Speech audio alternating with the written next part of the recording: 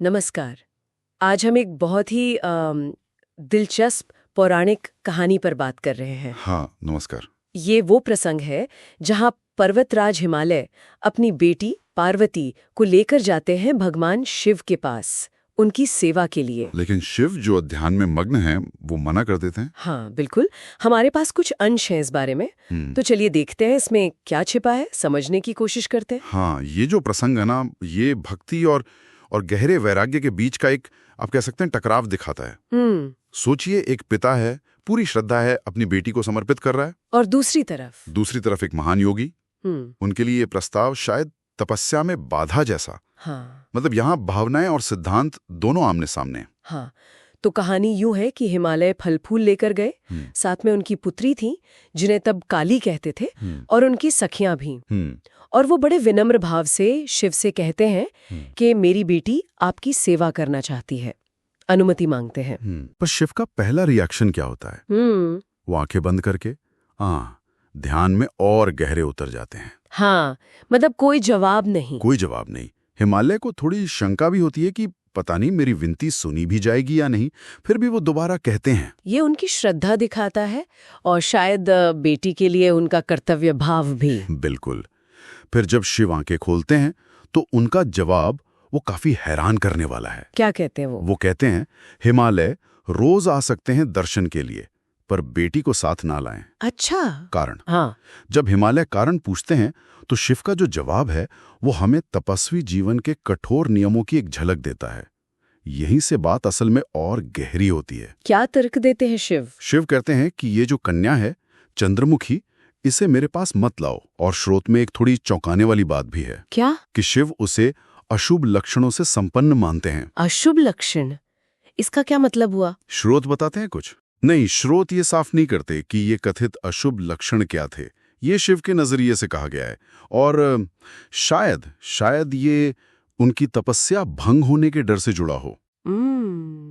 ये अशुभ लक्षण वाली बात वाकई सोचने वाली है। खैर, शिव आगे क्या कहते हैं? वो आगे कहते हैं कि देखो, वेद के जो जानकार हैं वो स्त्री को माया का रूप मानते हैं। माया मतलब? सांसारिक भ्रम। हाँ, मोह, भ्रम, जो आपको सच के रास्ते से भटका दे। शिव के हिसाब से खासकर एक युवा स्त्री वो तपस्वियों के लिए एक बड़ा विघ्न बन सकती है। क्यों? क्योंकि वो इंद्रियों को खींचती है अपनी तरफ। तो शिव खुद को एक तपस्वी योगी की तरह देखते हैं और कहते हैं कि भाई मुझे एक युवती से क्या लेना देना। बिल्कुल। उनका मानना है कि स्त्री का साथ वासना जगा सकता है, और वासना से वैराग्य, मतलब दुनिया से जो अनासक्ति है, वो खत्म हो जाती है। और तपस्वी अपने रास्ते से भटक जाता है। हाँ, वो निवृत्ति मार्ग कहते हैं इसे, यानी त्याग और साधना का रास्ता। तो शिव के लिए स्त्री संग वो ज्ञान वैराग्य का नाशक है, महाविषय वासना की जड़। तो ये एकदम तपस्वी वाला दृष्टिकोण है। इंद्रिय सुख, भावनाएं, लगाव, ये सब बंधन है। सही। शिव का पूरा तर्क इसी वैराग्य और आत्मसंयम पर टिका है। एक और दिलचस्प बात, स्रोत बताते हैं कि शिव हिमालय को याद भी दिलाते हैं कि आप तो खुद वेदोक्त धर्म के ज्ञाता हैं। अच्छा, शायद ये जताने के लिए कि आपको ये बातें समझनी चाहिए। हाँ, शायद। और हिमालय पर क्या असर होता है इन सब बातों का? जाहिर है वो चौंक गए होंगे। हाँ, बिल्कुल। श्रोत कहते हैं कि हिमालय शिव के इन निरामय, निष्प्रह और निष्ठुर वचनों को सुनकर चकित रह जाते हैं, व्याकुल हो जाते हैं, चुप। समझ सकते हो, एक पिता के लिए जिसने इतने आदर से अपनी बेटी को प्रस्तुत किया हो, ये तो बहुत बड़ा आघात रहा होगा। हाँ, ये वही तनाव है जो तब पैदा होता है जब गहरी भक्ति कठोर तपस्वी सिद्धांतों से टकराती है। तो हमने देखा कि कैसे शिव ने अपने तपस्वी धर्म का, अपने वैराग्य के सिद्धांतों का हवाला दिया, और पार्वती को सेवा में रखने से साफ मना कर दिया। हाँ। ये कहकर कि स्त्री संग माया है, तपस्या में बाधा है। सही कहा।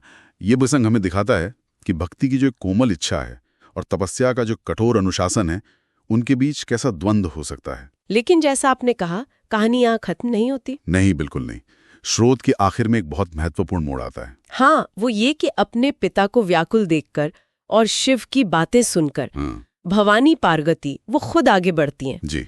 शिव को प्रणाम करती हैं और कुछ विशद वचन, मतलब स्पष्ट और गंभीर वचन कहने को तैयार होती हैं। और यहीं पर ये अंश हमें एक बड़े सवाल के साथ छोड़ देता है कि पार्वती क्या कहने वाली थी। हाँ, क्या उनके शब्द इस पूरी बहस को भक्ति बनाम वैराग्य को कोई नया आयाम देते? ये सोचने वाली बात है कि पार्वती का अपना नजरिया क्या होता है इस स्थिति पर, तप, सेवा, स्त्रीत्व, शायद उनकी समझ कुछ अलग होती। बिल्कुल, उनका पक्ष इस कहानी को कैसे बदल सकता था, ये जानने की उत्सुकता रह जाती है, जो हमें इस अंश में पता नहीं चलता।